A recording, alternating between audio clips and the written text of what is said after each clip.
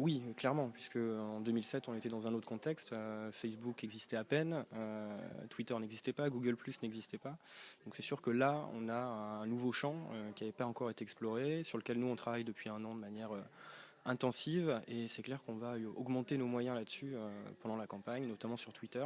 Notre objectif, c'est de pouvoir répondre de manière personnalisée à toutes les questions qui sont posées sur Facebook, sur Twitter, sur Google+, 24 heures sur 24, 7 jours sur 7. Donc avoir vraiment des humains derrière l'ordinateur qui vont pouvoir personnaliser la réponse, répondre au cas par cas, avoir vraiment un dialogue très direct avec les internautes. Oui, il va continuer.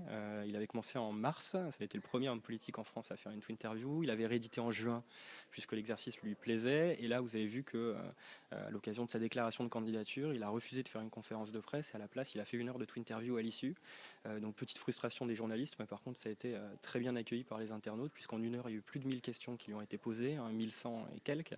Il a répondu à 45 d'entre elles. Et il s'est engagé, et c'est ce qu'on fait depuis, à ce que son équipe réponde à toutes les autres, puisqu'il s'agit vraiment de traiter toutes les questions et de n'éviter aucun sujet.